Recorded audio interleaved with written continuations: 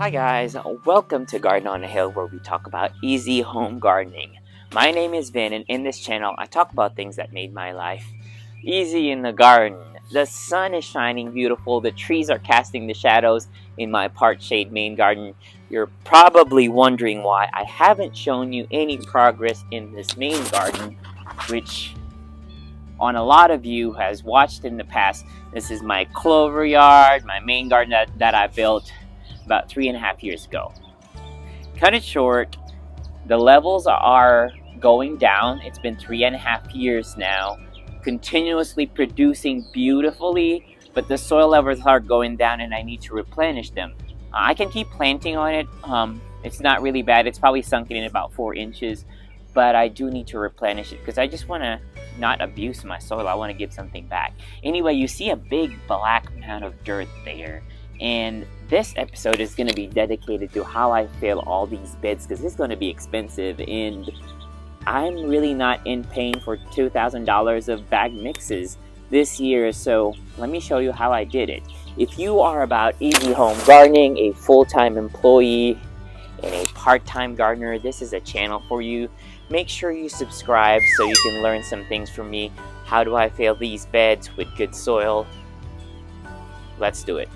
There's about 15 beds here in my garden, combination of 4x4s and 4x8s. In short, it's a lot of beds. So it starts from here at the top all the way down, about 3 rows, 5 going down. And it's a lot, so it's going to be a lot of money to fill it up with bag mixes from your big box stores like Lowe's and Home Depot. So, you know what? Looking into the options, one of the best ones is actually tie up with your local farmer. And this is a compost and chicken manure mound.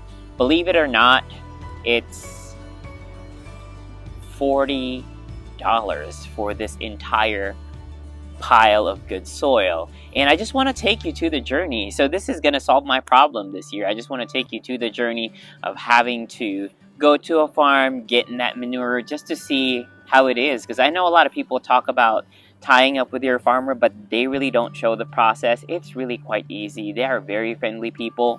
We drove out about an hour and a half, 2 hours away from the city. And then, of course, you just contact the farm. You bring your truck. And you can also definitely rent a truck if you do not have a truck.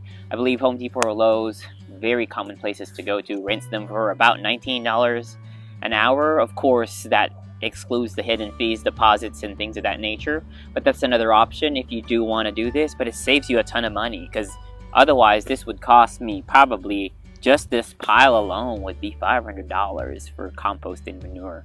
So anyway, I'll take you through the journey on how I got this, just so you're aware what happens when you go there and you get the soil. This is just a close-up of how it looks like right now. As you can see, a lot of my soil beds have seceded. You can now see about 6 inches down into the bed, and it's about time to replenish the bed. So there are certain things that I can do. I have to patch some of the holes where the soil gets out here. And hindsight 2020, I wish when I started these beds that I have like a plastic or like a landscape fabric around the sides and in the bottom. So if you are starting, make sure you do that so you don't have soil coming out of your beds. But anyway, we already have this. I'm not going to modify that for 15 beds. But as you can see, it is slowly coming down. So we're just going to fill it up.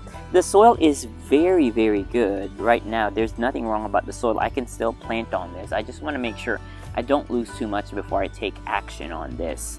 So we just peeled off all the plastics right now so we can fill them up easily. And of course, take some debris out. We have some pine cones and other things here that we can take out since we've had the plastic over that we never see them. And that's the time to do that too. And I also have perennials in here. If you haven't planted chayote before, since we already uncovered this, plant this. This thing comes up every year. It's a chayote squash. It's a Latin American variety of squash, and it comes back every year. It's already coming back up now. I can actually see it. And when it comes back up, it bears so much squash. It's like zucchini in the fall. It's amazing. Anyway, this is how it looks like, so let's go ahead and fill this up.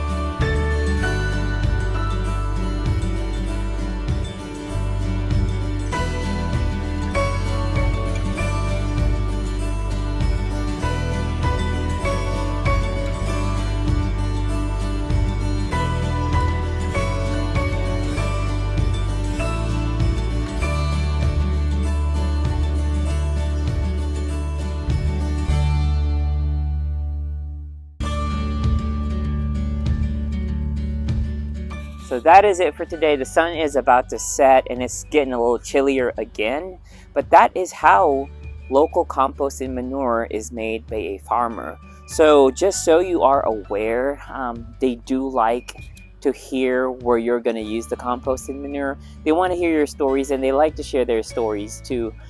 This farm actually, what they do is they compile all the debris from the local city, which is a very small town actually, it's not a city. And they compile all the brushes, debris, tornado, storm damage, thunderstorm damage, and then they gather all of that debris, bring it back to the farm, and then the farmer just collects them and mulches them, and then he has his chicken farm and then compost it with the debris mulch from the community. So it's kind of neat to know too. I didn't know that, but I just asked how they did it and they did share that. So again, make sure support your local farms as much as you can. And you know, my dad is really busy with that. He'll take it slowly but surely, but we'll get there. And you know, come summer, we'll make great videos and we'll make good plants out of that soil. See you again later.